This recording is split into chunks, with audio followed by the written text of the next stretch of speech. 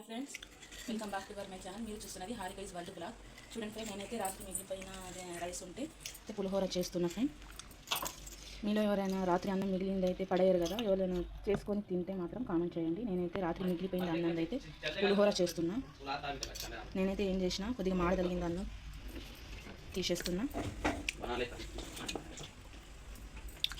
ఇందులో ఫ్రెండ్స్ నేనైతే నిమ్మకాయ పులిహోర చేస్తున్నా.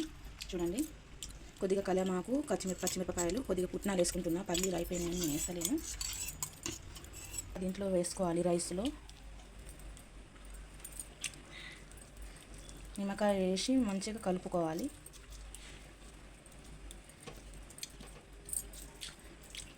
పులిహోర అంటే పిల్లలైనా పెద్దలైనా చాలా ఇష్టంగా తింటారు.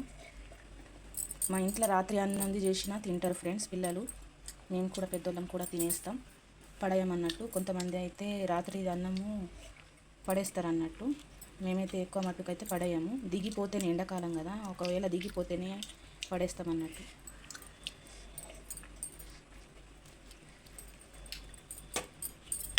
ఇలా కలుపుకోవాలి.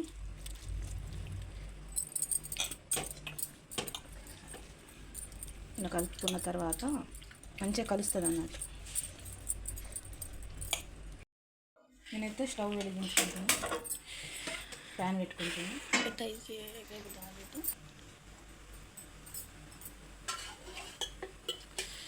ఆయిల్ వేసుకుంటున్నా. జీలకర్ర,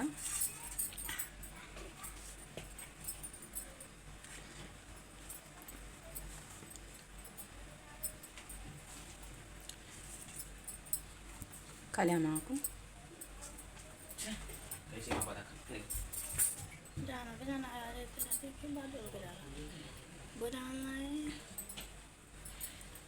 పల్లీలు, పుట్నాలు, పచ్చిమిరపకాయలు వేసుకుంటున్నా.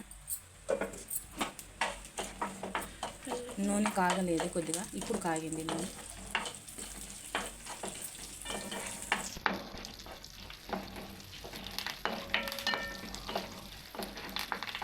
కొంతమంది ఆనియన్స్ కూడా వేసుకుంటారు, నేనైతే వేయలేదు. పసుపు, కొద్దిగా చిటికెడు పసుపు వేసుకోవాలి. మన రుచికి సరిపడంత సాల్ట్ వేసుకోవాలి.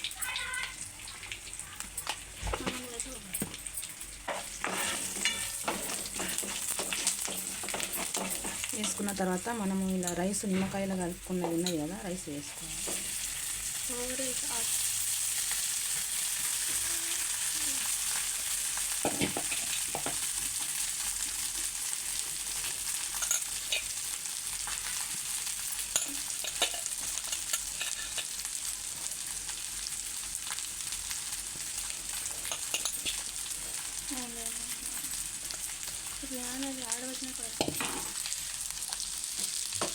వేసుకొని కలుపుకోవాలి.